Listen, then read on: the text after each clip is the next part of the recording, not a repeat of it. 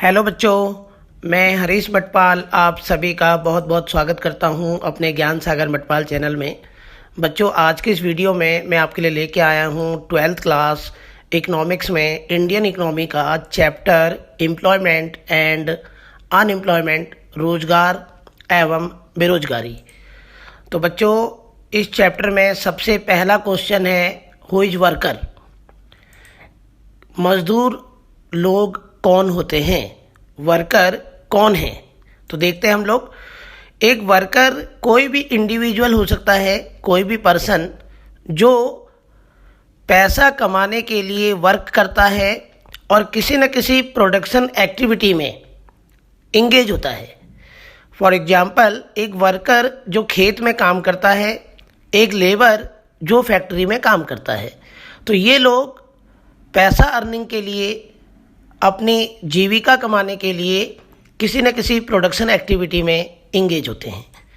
उसी प्रकार से इस चैप्टर में क्वेश्चन नंबर 2 हम डिस्कस करते हैं कि जो सेल्फ एम्प्लॉयड वर्कर हैं वो कौन होते हैं, स्वनियोजित मजदूर लोग कौन होते हैं।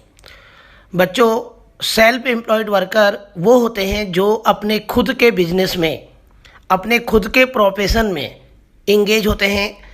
अपनी सर्विसेज वो अपने ही फर्म, अपने ही बिजनेस में देते हैं। जैसे एक वर्कर अपने ही खेत में काम करता है, एक एंटरप्राइजेज, एक कंपनी का मालिक अपनी ही फैक्ट्री में काम करता है, एक डॉक्टर जिसका अपना क्लिनिक है, उसका अपना बिल्डिंग है, वो क्लिनिक में कंपाउंडिंग का और डॉक्टर का दोनों काम करता है, तो उन्हें हम कहते हैं सेल्फ एम्प्लॉयड वर्कर। उसी प्रकार से इस चैप्टर में क्वेश्चन नंबर 3 है कि हु इज हायर्ड वर्कर।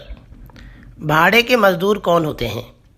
तो हायर्ड वर्कर वो होते हैं जो दूसरों के लिए काम करते हैं, अपने सर्विसेज दूसरों को देते हैं और उन्हें उनकी सर्विस के बदले जो रिवॉर्ड मिलता है वेजेज के रूप में या अदर फैसिलिटीज़ के रूप में।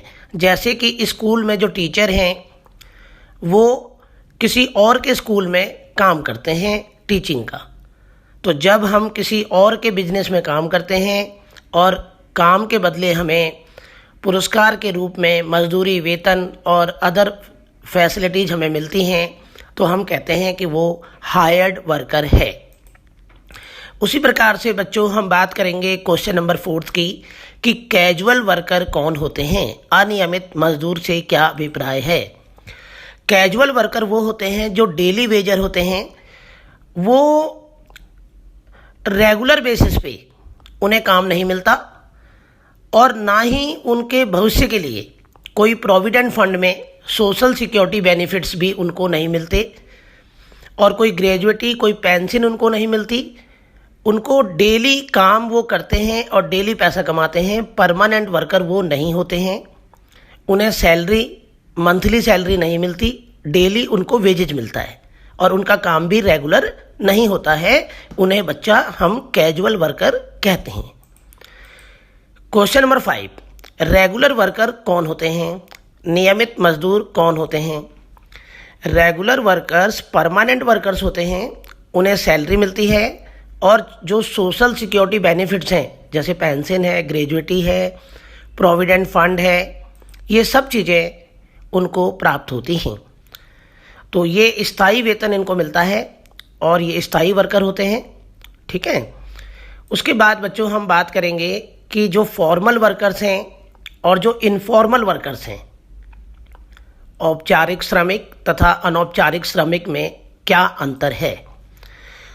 जो फॉर्मल वर्कर्स होते हैं वो किसी ऑर्गेनाइज्ड सेक्टर में काम करते हैं और जो इनफॉर्मल वर्कर हैं वो जिस संगठन में काम करते हैं वो संगठन अनऑर्गेनाइज्ड होता है। उसी प्रकार से दूसरा डिफरेंस है कि फॉर्मल जो वर्कर्स होते हैं, औपचारिक, उनका प्रोविडेंट फंड में उनके भविष्य के लिए मालिक पैसा जमा करता है और जो इनफॉर्मल वर्कर्स होते हैं, इनफॉर्मल अनौपचारिक श्रमिक, उनके भविष्य के लिए मालिक कोई भी पैसा जमा नहीं करता, उनके प्रोविडेंट फंड में कोई पैसा जमा नहीं होता, भविष्य निधि में उन्हें पेंशन प्राप्त नहीं होती, उसी प्रकार से तीसरा डिफरेंस, फॉर्मल जो वर्कर होते हैं वो अपना एक ट्रेड यूनियन बना सकते हैं, बट जो इनफॉर्मल वर्कर हैं वो अपना एक श्रम संघ ट्रेड यूनियंस नहीं बना सकते, उनकी कोई यूनियन नहीं होती। उसी प्रकार से चौथा डिफरेंस है कि जो फॉर्मल वर्कर्स होते हैं उनके लिए बहुत सारे कानून बनाए जाते हैं। कभी भी मार्केट में कोई अनसर्टेनिटीज होती है तो मालिक उन्हें निकाल नहीं सकता, उनके लिए सरकार ने बहुत सारे लेबर जो लॉ हैं वो बनाए हैं। बट बच्चा जो इनफॉर्मल वर्कर्स होता है वो अनप्रोटेक्टिव होता है, लेबर लॉ उनके लिए नहीं होते, श्रम कानून उनके लिए नहीं होते, इसलिए उनकी जो जॉब है, उनकी जो नौकरी है वो अनसर्टेन होती है और उन्हें नौकरी से कभी भी निकाला जा सकता है। उसी प्रकार से हम बात करेंगे क्वेश्चन नंबर 7 की कि लेबर सप्लाई क्या होता है, श्रम आपूर्ति से क्या अभिप्राय है। बच्चों, लेबर सप्लाई का मतलब है कि वो सारे लेबर जो काम करना चाहते हैं, जो एक पर्टिकुलर वेज रेट है, तो एक मजदूरी जो मार्केट में तय हुई है, मार्केट ने जो मजदूरी तय की है उस मजदूरी रेट पर जितने लोग काम करना चाहते हैं बच्चा, हम उसे लेबर सप्लाई कहते हैं। जैसे माना कि मार्केट में किसी काम को करने का जो वेज रेट है वो 500 है और 500 मजदूरी पर वेज रेट पर 300 आदमी काम करने को तैयार है, तो हम यहाँ पे जो 300 लेबर्स हैं उन्हें बच्चा हम बोलेंगे लेबर सप्लाई। तो लेबर सप्लाई का मतलब जो रेट मार्केट ने तय किया है उस रेट पर कितने लोग काम करने को तैयार हैं, कितने लोग willing to do the work, काम करना चाहते हैं, उसे हम कहते हैं लेबर सप्लाई। फिर है what are the labour force, श्रम बल से क्या अभिप्राय है, लेबर फोर्स क्या होता है। बच्चा, लेबर फोर्स का मतलब है वो सारे वर्कर्स जो काम कर रहे हैं और जो काम करना चाहते हैं, उन सबको मिलाकर हम लेबर फोर्स कहते हैं। इसका मतलब कि किसी भी रेट पर, जो मार्केट में रेट तय हुआ है उससे ऊपर रेट पर, उससे कम रेट पर जितने भी लोग काम करना चाहते हैं और जितने वास्तव में काम कर रहे हैं, दोनों का जोड़ यहाँ पे श्रम बल लेबर फोर्स कहलाता है। ठीक है, जैसे कि हमारे देश में 300 आदमी काम करना चाहता है किसी भी रेट पर और 100 आदमी काम कर रहा है किसी भी रेट पर, तो 300 प्लस 100 400 ये देश का लेबर फोर्स है, ये श्रम बल है। Question number 9, what are the work force, work force क्या होता है, कार्य बल से क्या अभिप्राय है। बच्चा, वर्क फोर्स का मतलब है वो सारे नंबर ऑफ पर्सन्स जो एक्चुअली वर्किंग, उसमें हम वर्क फोर्स में उन्हें काउंट नहीं करते जिनको अभी काम नहीं मिला है, जो अभी काम करना चाहते हैं बट उन्हें काम नहीं मिल रहा है, वो काउंट नहीं है। एक्चुअल में जिनको काम मिल चुका है और जो किसी न किसी फर्म, किसी न किसी प्रोडक्शन एक्टिविटीज़ में इंगेज हैं, हम उन्हें वर्क फोर्स कहते हैं। तो वर्क फोर्स का मतलब है वो सारे लोग जो वास्तव में कहीं ना कहीं किसी न किसी फर्म में काम कर रहे हैं।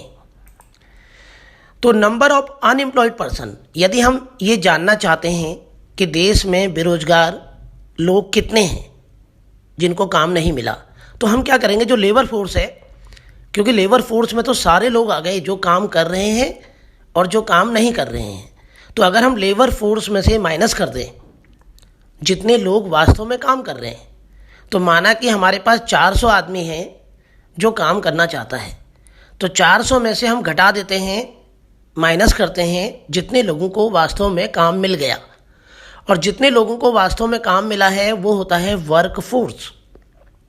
तो बच्चों, अगर हम लेबर फोर्स में से माइनस कर दें जिन लोगों को काम मिल चुका है, तो उन लोगों की संख्या आ जाएगी जिन्हें काम नहीं मिला। जिन्हें काम नहीं मिला उन्हें हम बोलेंगे नंबर ऑफ अनएम्प्लॉयड पर्सन। तो अगर हमें रेट ऑफ अनएम्प्लॉयमेंट निकालना है, बेरोजगारी की दर निकालनी है कि 100 में से कितने आदमी को काम नहीं मिला, जो हमारा लेबर फोर्स है उसमें से 100 में से कितने को काम नहीं मिला, तो हम कैसे निकालेंगे, वो नंबर ऑफ अनएम्प्लॉयड पर्सन वो सभी लोग जो काम करना चाहते थे बट उन्हें काम नहीं मिला, उनकी संख्या को ऊपर रखेंगे। और नीचे जो हमारा लेबर फोर्स है जिसमें एम्प्लॉयड प्लस अनएम्प्लॉयड दोनों आते हैं, तो उससे भाग देंगे और मल्टीप्लाई कर देंगे 100 की। तो इससे हमारी बेरोजगारी की जो दर है, दर रेट होता है बच्चा 100 में से कितना आदमी अनएम्प्लॉयड है। तो इस प्रकार से हम रेट ऑफ अनएम्प्लॉयमेंट को कैलकुलेट करेंगे। हम बात करते हैं क्वेश्चन नंबर 10 की कि बताइए भारत में जो साइज ऑफ वर्क फोर्स है, कार्यबल का जो आकार है वो आकार कितना है। तो वर्क फोर्स भारत में लगभग 400 मिलियन पीपल हैं, लगभग जो है 40 करोड़ आबादी वास्तव में किसी न किसी काम में इंगेज है। और लगभग वर्क फोर्स का 70% मेल है। अगर 100 आदमी किसी न किसी काम में लगे हैं तो उसमें से 70 मेल हैं और बच्चा 30% फीमेल है। ठीक है। तीसरा, जो वर्क फोर्स है उसमें 70% गांव में काम करते हैं, रूरल एरियाज में, और 30% वर्क फोर्स का अर्बन एरियाज जो शहर हैं वहाँ काम करते हैं। चौथा, लगभग गांव में 41.8% फीमेल वर्कफोर्स है और अर्बन एरियाज में 35.31% है। तो ये चौथा जो डेटा है वो हमें बताता है कि गांव में फीमेल वर्कफोर्स ज़्यादा है कंपेरेटिवली टू अर्बन एरियाज। शहरों के कंपेरेटिवली गांव में फीमेल ज़्यादा काम करती हैं। फिर हम देखते हैं क्वेश्चन नंबर 11। बताइए कि पार्टिसिपेशन इन इंडिया, भारत में जो पार्टिसिपेशन है, सहभागिता की क्या दर है, पार्टिसिपेशन रेट क्या होता है, पार्टिसिपेशन रेट कैसे निकालते हैं। तो बच्चों, पार्टिसिपेशन का मतलब है वो सभी लोग जो देश में जो प्रोडक्शन हो रहा है उस प्रोडक्शन एक्टिविटीज़ में कितने लोग जो है पार्टिसिपेट कर रहे हैं। तो पार्टिसिपेशन रेट हम कैसे निकालते हैं, ये टोटल पॉपुलेशन का होता है। देश की जो पॉपुलेशन है उसमें से कितना परसेंट वर्क फोर्स है, कितना परसेंट आदमी काम कर रहा है एक्चुअली। तो कैसे निकालेंगे हम लोग, सबसे पहले हम क्या करेंगे, वो सारा का सारा जो हमारा वर्क फोर्स है, जैसे मैंने बताया ना 40 करोड़ लोग जो है किसी न किसी काम में इंगेज हैं प्रोडक्शन एक्टिविटीज़ में, तो वर्क फोर्स ऊपर रखेंगे और जो पॉपुलेशन है देश की, टोटल जो पॉपुलेशन है उसे हम नीचे रखेंगे और इनटू 100। तो इससे हमें क्या पता चलेगा बच्चा, इससे हमें पता चलेगा कि देश की जो कुल जनसंख्या है उसका कितना परसेंट, कुल जनसंख्या का कितना परसेंट, 100 में से कितना आदमी एक्चुअली काम कर रहा है, ये पता चलेगा हमको। सहभागिता की दर, ठीक है, वो ऐसे निकालेंगे, कुल कार्यबल अपॉन कुल जनसंख्या इनटू 100। और जो पार्टिसिपेशन रेट है अर्बन रीजन में वो टोटल पॉपुलेशन का 34% है। इसका मतलब शहर में कुल जनसंख्या का 34% आदमी प्रोडक्शन एक्टिविटीज़ में इंगेज है और गांव में 35% है सहभागिता की दर। और जो पार्टिसिपेशन रेट है मेल का अर्बन रीजन में वो लगभग 53% है और फीमेल 14%। तो इससे क्या पता चला कि पार्टिसिपेशन रेट में मेल ज़्यादा हैं और फीमेल कम है। पार्टिसिपेशन जो रेट है मेल का रूरल रीजन में वो लगभग 52% है और फीमेल का 17% है। तो यहाँ पे फीमेल का जो है पार्टिसिपेशन रेट कम है। उसी प्रकार से 5th पॉइंट, लगभग भारत में जो भी हमारी आबादी है, जो भी पॉपुलेशन है, उसका 35% ही किसी न किसी काम में, प्रोडक्शन एक्टिविटीज़ में और जीडीपी गुड्स एंड सर्विसेज को प्रोड्यूस करने में लगा हुआ है। तो 35% ऑफ टोटल पॉपुलेशन। हाँ तो बच्चों, अब हम बात करेंगे क्वेश्चन नंबर 12 की। क्वेश्चन नंबर 12 में बताया गया है, पूछा गया है कि बताओ जो फीमेल का परसेंटेज है, फीमेल जो वर्कर हैं वो लो क्यों हैं और अर्बन एरियाज में तो और भी कम क्यों हैं। ठीक है, तो इस क्वेश्चन में क्या पूछा गया है कि बताइए जो महिला श्रमिक हैं उनका प्रतिशत बहुत लो क्यों है, फीमेल वर्कर लो क्यों हैं, और गाँव के कंपैरेटिवली शहरों में फीमेल वर्कर बहुत ही कम क्यों हैं। तो देखते हैं हम लोग। पहला पॉइंट है कि फीमेल का जो एजुकेशन है इंडिया में वो अभी भी बहुत कम है। तो जब एजुकेशन कम होगा तो फीमेल को जो जॉब है उसकी जो अपॉर्चुनिटीज़ हैं वो भी बच्चा कम होंगी। ऐसी दूसरा पॉइंट है कि बहुत सारी फैमिलीज में जो अर्बन एरियाज हैं वहाँ पे जो जॉब है, जॉब करने का जो डिसीजन है वो फैमिली मेंबर लेते हैं। तो किसी भी फैमिली में अगर फीमेल को जॉब करना है तो उसका डिसीजन पूरे फैमिली मेंबर लेते हैं, जिसकी वजह से भी फीमेल जो वर्कर हैं उनकी संख्या कम है। तीसरा पॉइंट, गांव में जो फीमेल वर्कर हैं वो अर्बन शहरों के कंपैरेटिवली ज़्यादा क्यों हैं? क्योंकि बच्चा गांव में गरीबी ज़्यादा है, ठीक है, जो रूरल पॉवर्टी है वो बहुत ज़्यादा है गांव में, जिसकी वजह से वहाँ की औरतों को भी काम करना पड़ता है। किसी न किसी पैसा कमाने के लिए, मनी अर्निंग के लिए किसी न किसी काम में वहाँ की महिलाओं को लगना पड़ता है। अब हम बात करेंगे क्वेश्चन नंबर 13 की। बताइए जॉबलेस ग्रोथ क्या होता है? नौकरी रहित संवृद्धि से क्या अभिप्राय है? बच्चों, जॉबलेस का मतलब है कि लोगों की जो नौकरी है वो उन्हें निकाल दिया गया है। लोग नौकरी पर लगे थे लेकिन अब वो जॉबलेस हो गए हैं, उन्हें फर्मों से निकाल दिया गया है। लेकिन फिर भी देश में जो प्रोडक्शन है, देश में जो उत्पादन है वो कम नहीं हुआ है। तो लोगों की नौकरी चली गई है, लोग अनएम्प्लॉयड हो गए हैं बहुत सारे लोग, लेकिन फिर भी इसका देश के प्रोडक्शन पे कोई इफ़ेक्ट नहीं पड़ा है। कैसे भाई?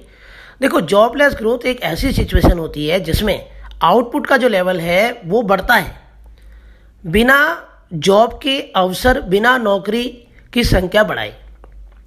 तो ऐसा इसलिए होता है क्योंकि जीडीपी बढ़ रहा है। तो ये सब इसलिए होता है टेक्नोलॉजी डेवलप होने से।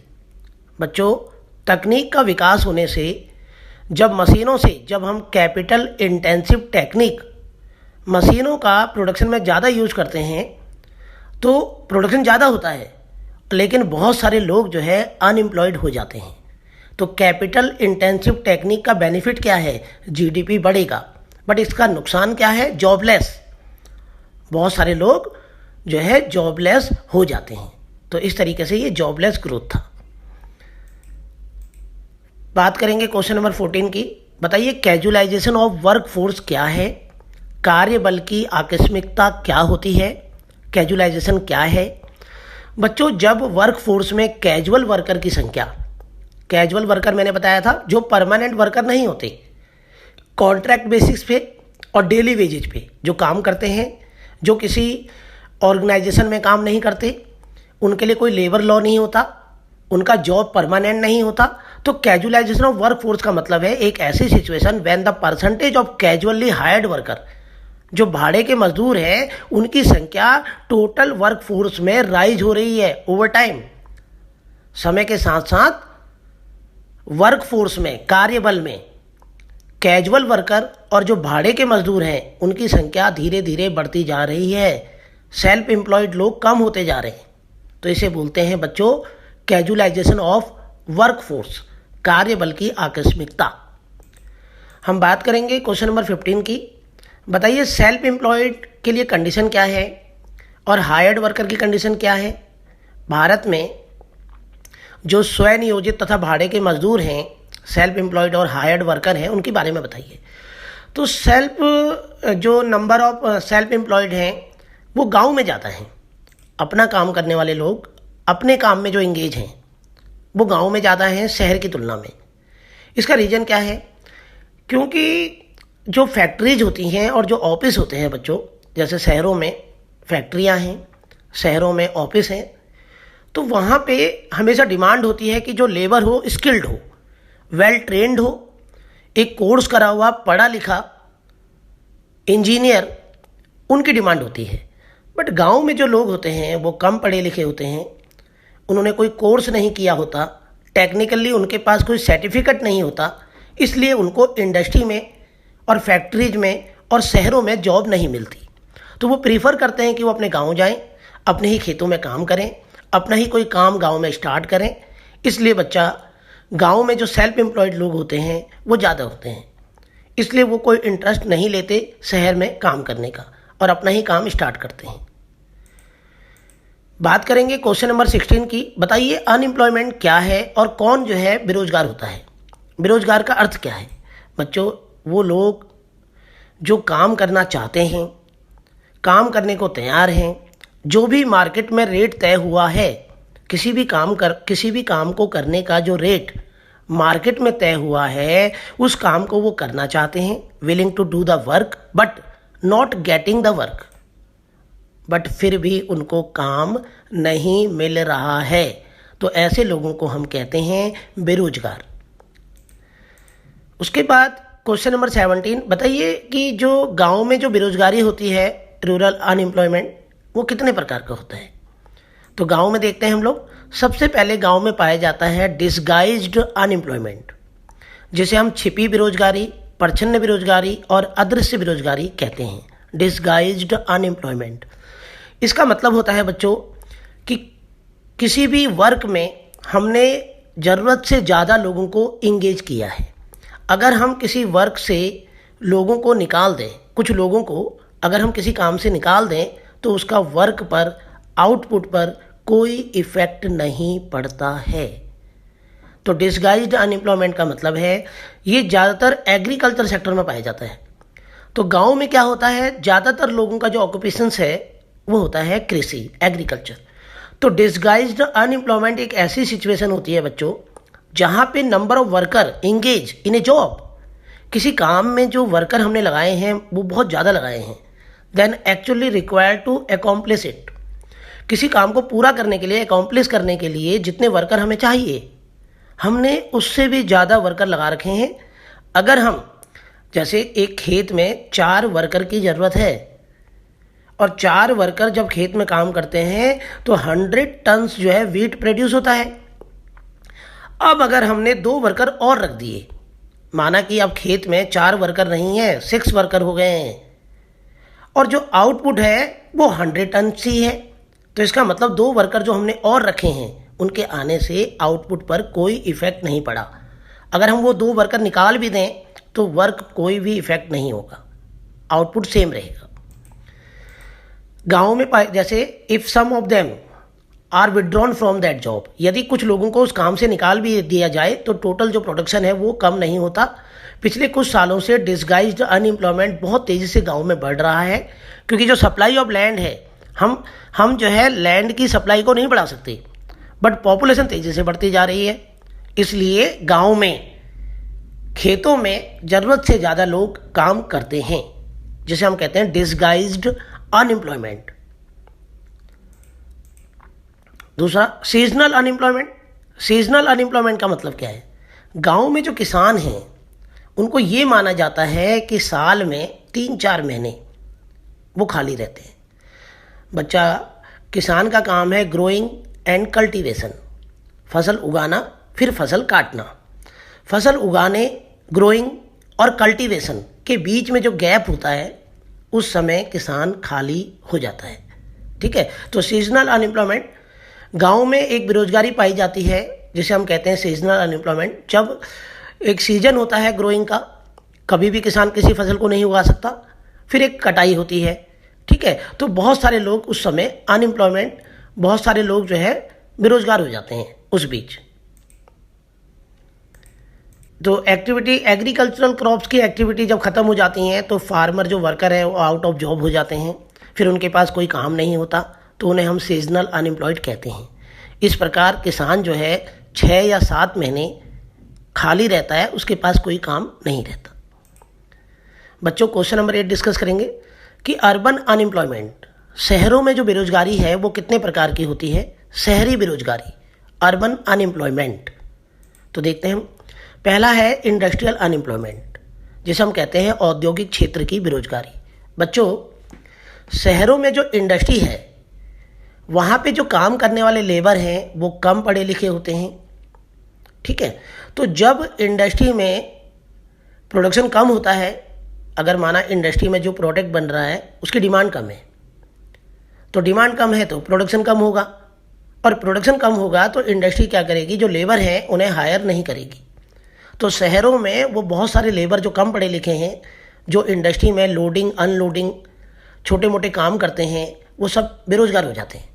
तो इसमें उन इलिटरेट पर्सन को शामिल किया जाता है जो काम करना चाहते हैं इंडस्ट्रीज में, माइनिंग में, ट्रांसपोर्ट में, ट्रेड में, कंस्ट्रक्शन एक्टिविटीज़ में, बट फिर भी उनको काम नहीं मिलता है, तो इसे हम कहते हैं इंडस्ट्रियल अनएम्प्लॉयमेंट। उसी प्रकार से दूसरा, बिकॉज जो लेबर फोर्स है वो इंडस्ट्रियल सेक्टर में बहुत ज़्यादा है और जॉब अपॉर्चुनिटीज वहाँ बहुत कम है, तो इंडस्ट्रियल सेक्टर में बेरोजगारी जो है शहरों में धीरे धीरे लगातार बढ़ती जा रही है। फिर बच्चों, दूसरा जो अनएम्प्लॉयमेंट शहर में पाया जाता है वो है एजुकेटेड अनएम्प्लॉयमेंट, जिसे हम कहते हैं शिक्षित बेरोजगारी। एजुकेटेड अनएम्प्लॉयमेंट में, शिक्षित बेरोजगारी में, जो शहरों में पढ़े लिखे, कोर्स करे हुए, engineer, well trained, well qualified, well skilled जो पर्सन होते हैं उन्हें काम नहीं मिलता। तो जब एक पर्सन बहुत हायर एजुकेशन प्राप्त कर लेता है, ट्रेनिंग ले लेता है, फिर भी उसे काम नहीं मिलता उसकी योग्यता के अनुसार, उसकी एबिलिटी के अनुसार, तो उसे हम एजुकेटेड अनएम्प्लॉयमेंट कहते हैं। इस प्रकार की अनएम्प्लॉयमेंट शहरों में धीरे धीरे इनकी संख्या बढ़ती जा रही है, लगातार ये बढ़ते जा रहे हैं। फिर है what are the common types of unemployment in Indian economy. Bharat की अर्थव्यवस्था में और भी प्रकार की बेरोजगारी के टाइप्स बताइए। तो देखते हैं हम लोग भारत में कौन कौन सी बेरोजगारी पाई जाती है। एक है ओपन अनएम्प्लॉयमेंट, जिसे हम कहते हैं खुली बेरोजगारी। तो ओपन अनएम्प्लॉयमेंट का मतलब है एक ऐसी सिचुएशन जहाँ पे वर्कर जो है काम तो करना चाहता है, बट काम करना चाहता है, उसके पास एबिलिटी भी है, उसे काम आता भी है, बट फिर भी उसको काम नहीं मिलता है, फिर भी yet he does not get work, फिर भी उसे काम नहीं मिलता। तो बच्चों हम इसे कहते हैं ओपन अनएम्प्लॉयमेंट, खुली बेरोजगारी। दूसरा है फ्रिक्शनल अनएम्प्लॉयमेंट, संघर्षणात्मक बेरोजगारी। फ्रिक्शनल अनएम्प्लॉयमेंट तब होता है जब एक आदमी कोई अच्छी जॉब पाना चाहता है, एक जॉब से दूसरी जॉब में मूव करता है, तो उसे कुछ समय के लिए खाली रहना पड़ता है, उसे कोई कोर्स करना पड़ता है, भाई उसे कोई ट्रेनिंग लेनी पड़ती है, तभी तो उसे एक अच्छी जॉब मिलेगी।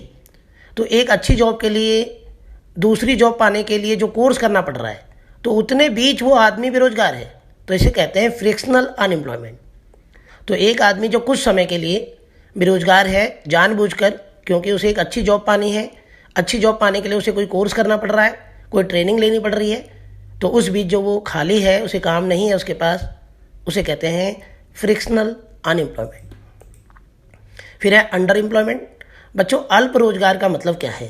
अंडर एम्प्लॉयमेंट एक ऐसी सिचुएशन है जिसमें वर्कर को फुल टाइम जॉब नहीं मिलता, वो कुछ महीने, कुछ साल खाली रहता है, कुछ घंटे खाली रहता है, तो उसे हम कहते हैं अंडर एम्प्लॉयमेंट, अल्प रोजगार। ये दो प्रकार के होते हैं, एक है विजिबल अंडर एम्प्लॉयमेंट, दृश्य बेरोजगार, एक दूसरा है इनविजिबल अंडर एम्प्लॉयमेंट, अदृश्य बेरोजगार। तो अंडर एम्प्लॉयमेंट दो होते हैं, एक है विजिबल अंडर एम्प्लॉयमेंट, दृश्य बेरोजगार। बच्चों इस केस में क्या होता है, लोगों को फुल टाइम काम नहीं मिलता, जो एक स्टैंडर्ड आवर्स होते हैं एक दिन में 8 घंटे, तो 8 घंटे पूरा काम नहीं मिला, तो उसकी जगह उसे 4 घंटे ही काम मिला है। तो हमें आदमी विजिबल काम में जो है अंडर एम्प्लॉयड, वहाँ पे बिल्कुल नज़र आ रहा है कि उसमें काम नहीं है, ठीक है, उसकी जो बेरोजगारी है वो नज़र आ रही है। तो एक ऐसी सिचुएशन जिसमें लोगों को काम पूरे घंटे नहीं मिलता, ठीक है, कम घंटे मिलता है, फुल टाइम काम नहीं मिलता। दूसरा इनविजिबल अंडर एम्प्लॉयमेंट, इसमें क्या होता है, बेरोजगारी दिखाई नहीं देती, आदमी को फुल टाइम काम मिल रहा है, बट उसकी एबिलिटी के अनुसार, उसकी योग्यता के अनुसार उसे काम नहीं मिला है और उसे पैसा कम मिल रहा है। जैसे कोई टीचर है तो उसे कहीं पे पियोन का काम मिल रहा है, तो पियोन का काम मिलेगा तो वो कम पैसे पे काम करेगा। एक पर्सन ने एमए की डिग्री प्राप्त कर रखी है और उसे काम मिला है चपरासी का, पियोन का, तो उसे तनख्वाह तो कम ही मिलेगी ना।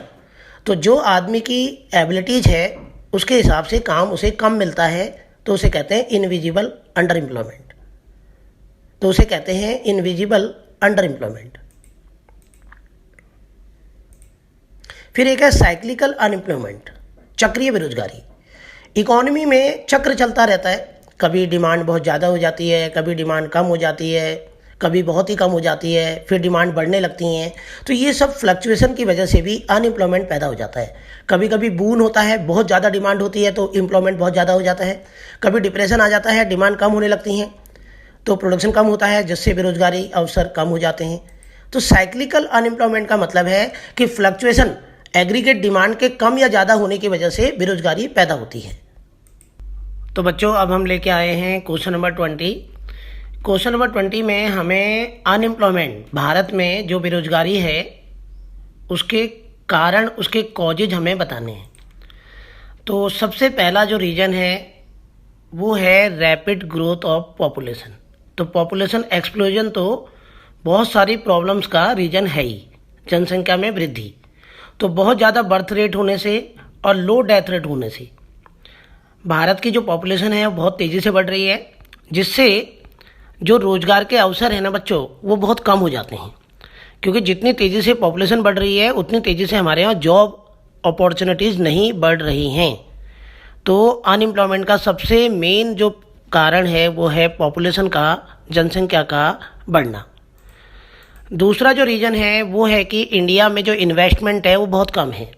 इंडिया में ज़्यादातर लोग दूसरों की फर्म में जॉब करना चाहते हैं, एज ए हायर्ड वर्कर बनना चाहते हैं। अपना खुद का बिजनेस, अपना खुद का रोजगार बहुत कम लोग हैं जो करना चाहते हैं। और इन्वेस्टमेंट कम होने का एक रीज़न ये भी है कि जो कैपिटल्स है इंडिया के पास, बैंकों के पास जो पैसा है इन्वेस्टमेंट को देने के लिए वो कम है, जिसकी वजह से इंडिया में नई फर्में, फैक्ट्रीज, इंडस्ट्री डेवलप नहीं हो रही और जिसकी वजह से बहुत सारे लोगों को रोज़गार नहीं मिल रहा और बेरोजगारी की समस्या बनी हुई है।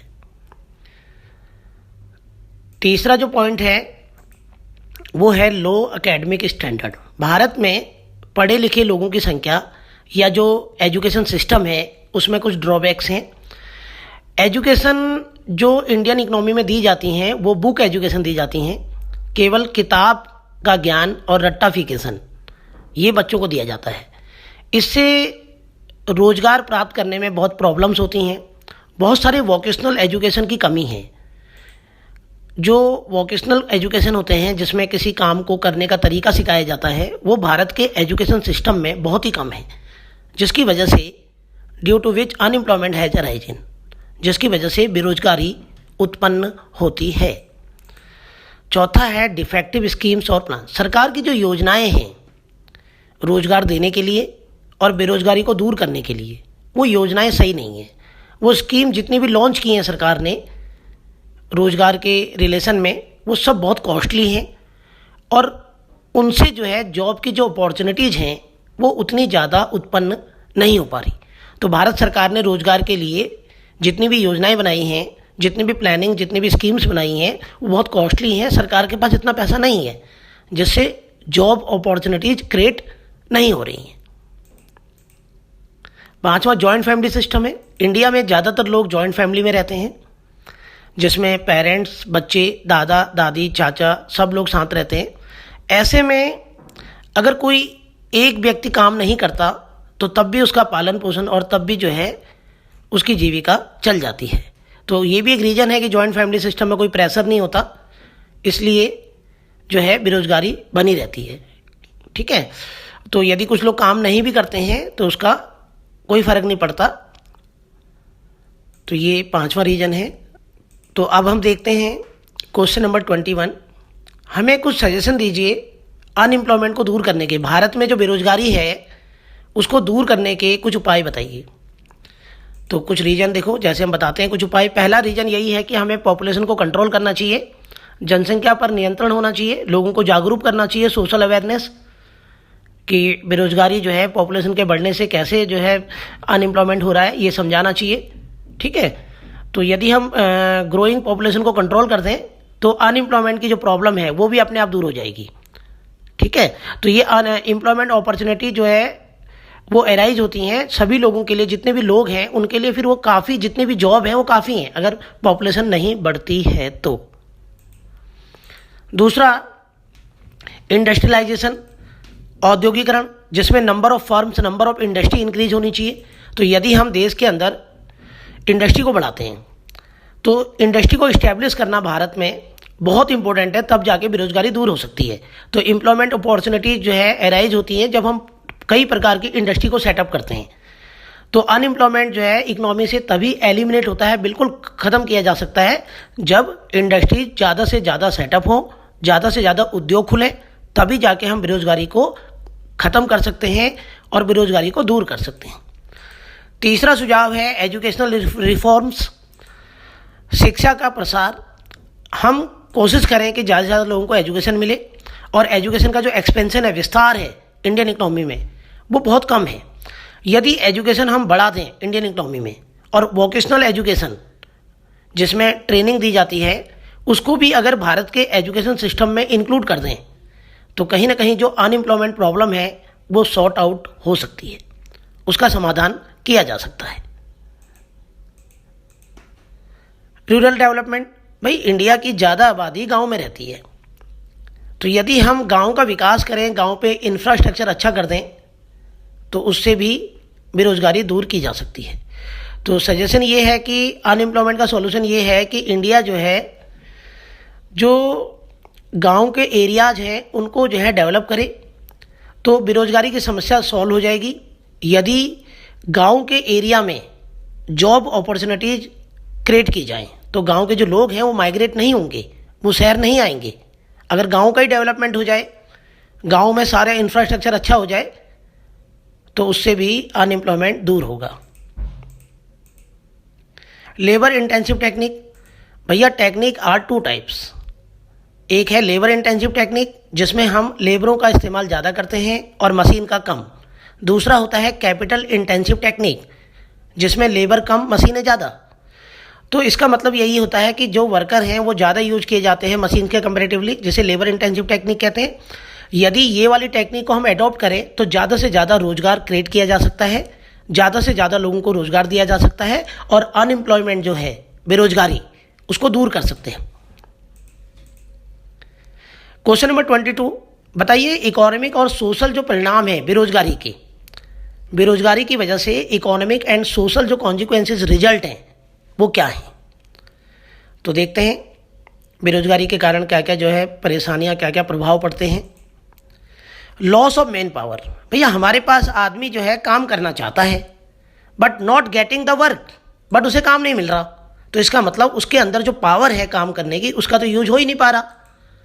तो इसका मतलब है वो लोग, सभी लोग जो काम नहीं कर रहे हैं और कोई भी नेशनल प्रोडक्शन में, जीडीपी में अपना कोई भी कंट्रीब्यूशन नहीं कर रहे, तो वो केवल अपनी लाइफ ना कंज्यूमर के रूप में यूज कर रहे हैं और प्रोड्यूसर के रूप में और प्रोडक्शन में उनका कोई कंट्रीब्यूशन नहीं है।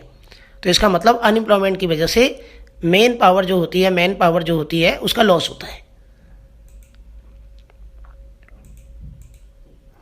पॉवर्टी, निर्धनता, गरीबी, तो अनएम्प्लॉयमेंट का एक रिजल्ट है, ये देखा गया है कि अनएम्प्लॉयमेंट की वजह से गरीबी होती है। जब आदमी के पास काम नहीं है, वो बेरोजगार है, तो धीरे धीरे उसका पैसा खत्म हो जाएगा और वो गरीब हो जाएगा।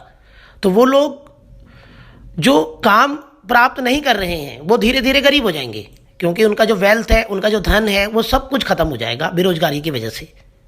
ठीक है, तो इससे गरीबी जो है, इसका रिजल्ट होता है कि गरीबों की संख्या और गरीबी इंक्रीज हो जाती है। निर्धनता, poverty, poor. Inequality of income, unemployment की वजह से लोगों की इनकम में जो गैप है वो बढ़ जाता है, अमीर और अमीर हो जाता है, गरीब और गरीब हो जाता है, जिसे हम इकोनॉमिक इनइक्वालिटी कहते हैं। लोग जिनके पास काम है तो उनके पास पैसा भी ज़्यादा होगा, बट जिनके पास काम नहीं है वो गरीब हो जाएंगे। तो ये इसका रिजल्ट है कि इससे इनइक्वालिटी ऑफ इनकम इंक्रीज होती है। चौथा, सोशल मॉरल कोलैप्स, जब बेरोजगारी होती है तो लोगों के पास कोई काम नहीं होता, तो वो जो गलत एक्टिविटीज़ हैं, इलीगल एक्टिविटीज़, चोरी, डकैती, गलत काम, इन सब में इंटरेस्ट लेने लगते हैं और जिससे समाज में नैतिक पतन होता है। तो इसका मतलब जब आदमी को काम नहीं मिलता है तो वो अनसोशल एक्टिविटीज़, रॉबरी ऐसे जो है ज्वाइन कर लेता है, जिससे समाज में बहुत सारी बुराइयां क्रिएट होती हैं, समाज में बहुत सारी प्रॉब्लम्स जनरेट होती हैं। लो स्टैंडर्ड ऑफ लिविंग, यदि आदमी के पास काम नहीं है तो उसके पास पैसा नहीं है, पैसा नहीं है तो वो फिर बहुत सारी अपनी जो नीड्स हैं उनको पूरा नहीं कर पाएगा, वो जो है अपनी लाइफ में उसे कंप्रोमाइज़ करना पड़ेगा और वो लो स्टैंडर्ड और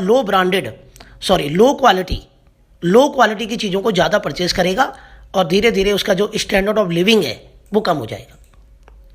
क्वेश्चन नंबर 23 की बात करेंगे। गवर्नमेंट की पॉलिसी और प्रोग्राम बताइए अनएम्प्लॉयमेंट को दूर करने के लिए, कि सरकार ने बेरोजगारी को दूर करने के लिए कौन कौन से तरीके अपनाए हैं। तो अनएम्प्लॉयमेंट की जो प्रॉब्लम है उससे गरीबी क्रिएट होती है, तो वो सारे प्रोग्राम जो गरीबी को दूर करने के लिए हैं वही बेरोजगारी को दूर करने के लिए भी प्रोग्राम सरकार ने लॉन्च किए हैं। जैसे एक प्रोग्राम सरकार ने लॉन्च किया था, national food for work programme NFFWP, ये 2004 में लॉन्च किया गया था। इसमें लोगों को काम दिया गया था बट कैश नहीं दिया गया था। इसमें लोगों को कैश नहीं दिया गया, कैश के बदले उन्हें फूड मटेरियल्स दिया गया, रॉ जो है फूड आइटम्स दिए गए। जैसे सड़क बनवाई गई, स्कूल बनवाए, हॉस्पिटल्स बनाए, तो बदले में उनको अनाज, चावल, चीनी, दालें, ये चीज़ें दी गई इस योजना में। तो कहीं ना कहीं सरकार की इस योजना में लोगों को काम मिला। दूसरा है rural employment generation programme REGP। इसका जो एम था वो था लोगों को सेल्फ एम्प्लॉयमेंट, कि वो अपना खुद का काम करें, और वो भी गांव के एरिया में और छोटे छोटे जो शहर हैं। तो छोटे छोटे शहर में और गांव में लोगों को बोला गया कि वो अपना खुद का काम स्टार्ट करें। खादी और जो विलेज की इंडस्ट्रीज हैं, कमीशन, वो बनाए गए। इस प्रोग्राम के अंतर्गत लोगों को फाइनेंशियली मदद दी गई, बैंकों से उनको लोन दिया गया कम रेट ऑफ इंटरेस्ट पे, ताकि वो छोटी छोटी इंडस्ट्रीज को सेटअप कर सकें। तो कहीं ना कहीं इस प्रोग्राम का भी एक उद्देश्य था, लोगों को काम मिले और उनकी जो गरीबी है, पॉवर्टी, वो दूर हो। तीसरे में प्राइम मिनिस्टर रोजगार योजना थी। ये 1994 में लॉन्च किया गया था। इसका भी जो मेन एम था वो था सेल्फ एम्प्लॉयमेंट। इसमें जो एजुकेटेड यंग मैन हैं, जो पढ़े लिखे लोग हैं, उन्हें फाइनेंशियल और टेक्निकल मदद दी गई थी ताकि वो अपना खुद का एंटरप्राइजेज स्टार्ट कर सकें। चौथा, स्वर्ण जयंती शहरी रोजगार योजना। इस योजना का मुख्य उद्देश्य था जॉब की जो अपॉर्चुनिटीज हैं वो शहरों में क्रिएट करना। तो इसमें सेल्फ एम्प्लॉयमेंट और वेज एम्प्लॉयमेंट दोनों के लिए लोगों को प्रेरित किया गया। इस प्रोग्राम का बाद में दोबारा नाम रखा गया प्रधानमंत्री रोजगार योजना, prime minister employment generation programme. पांचवा, स्वर्ण जयंती ग्राम स्वरोजगार योजना। यह प्रोग्राम ने गांव में जो अनएम्प्लॉयड लोग हैं और जो औरतें हैं उनको कहा गया कि वो अपने SHG, वो अपना सेल्फ एक ग्रुप बनाएं और अपना खुद का एंटरप्राइज स्टार्ट करें। कुछ लोग मिलकर स्टार्ट करें। फाइनेंशियली और टेक्निकली हेल्प उनको प्रोवाइड की गई। ठीक है, तो SHG जो उन्होंने बनाया है, कुछ लोगों ने जो अपना एक ग्रुप बनाया, उसमें एक दूसरे की सबने मदद की। इस प्रोग्राम का नाम बाद में चेंज करके नेशनल रूरल लाइवलीहुड मिशन रखा गया, दीन उपाध्याय जो है योजना रखा गया। फिर ऐसे ही 6 पॉइंट है नेशनल अर्बन लाइवलीहुड मिशन। इसमें भी लोगों को जो शहर में अनएम्प्लॉयड हैं उनको कहा गया कि वो अपने सेल्फ हैंड ग्रुप बनाएं और अपना एक कमेटी मीटिंग और अपने कुछ मेंबर्स बनाएं जो एक दूसरे की मदद करें इंटरप्राइजेस खोलने में, अपनी फर्म खोलने में। महात्मा गांधी महात्मा गांधी जो रूरल एम्प्लॉयमेंट गारंटी है, मनरेगा, ये 2005 में बनाया गया। इस एक्ट में हर आदमी को गांव में जो रहते हैं 100 दिन का काम देने की गारंटी दी गई। परिवार के एक सदस्य को सरकार की गारंटी दी गई कि वो उन्हें 100 दिन का काम देंगे ही देंगे, जिसको राइट टू वर्क भी कहते हैं। बताइए, skill India, make in India, startup India, ये जो प्रोग्राम सरकार ने लॉन्च किए अनएम्प्लॉयमेंट को दूर करने के लिए, इनके बारे में बताइए। बच्चों, सबसे पहले हम बात करेंगे स्किल इंडिया की। जैसे स्किल इंडिया क्या है, मेक इन इंडिया, स्टार्टअप। तो स्किल इंडिया में ये प्रोग्राम अभी कुछ हाल में ही लॉन्च किए गए हैं सरकार के द्वारा, ताकि लोगों को जो एम्प्लॉयमेंट है, रोजगार है, वो मिल सके। स्किल इंडिया में तो ये कोशिश की गई कि लोगों को 2-3 महीने के कोर्स फ्री में कराए जाएं, उनको ट्रेनिंग दी जाए 2 महीने की, 3 महीने की, 15 दिन की। ठीक है, तो जिससे जो है लोग किसी काम को स्टार्ट कर सकें, अपना खुद का काम स्टार्ट कर सकें। डिजिटल प्रोग्राम भी कहते हैं इसमें। डिजिटल के माध्यम से, कंप्यूटर के माध्यम से लोगों को 15 दिन का, 3 महीने का कोर्स फ्री में कराया गया। ये जो प्रचार है इससे ग्रोथ आए और डेवलपमेंट हो, इसलिए इनको स्टार्ट किया गया। इसलिए ये जो है, और इस प्रकार जो है ये आशा की जा सकती है कि जो स्कीम्स हैं इनसे काफ़ी मात्रा में रोजगार के अवसर प्राप्त होंगे। ठीक है, क्योंकि ये रिसेंटली अभी लेटेस्ट प्रोग्राम है तो इनका रिजल्ट अभी आना है बाद में। तो स्टार्टअप जो है, जिसमें अगर कोई भी अपना एक नया बिजनेस स्टार्ट करता है तो उसको सरकार की तरफ से बहुत सारी सब्सिडी दी गई, टैक्स कम किया गया, इलेक्ट्रिसिटी सस्ती दी गई। तो स्टार्टअप का मतलब है कि अगर आप कोई नया बिजनेस स्टार्ट करते हो तो आपको टैक्स में रिबेट दिया गया, सरकार की तरफ से उनको बहुत सारी सुविधाएं दी गई। स्टार्टअप में टेक्निकली मदद दी गई, फाइनेंशियली मदद दी गई सरकार के द्वारा, जिससे लोग प्रेरित हुए अपना नया काम स्टार्ट करने के लिए। तो इस प्रकार से हमने ये चैप्टर पढ़ा।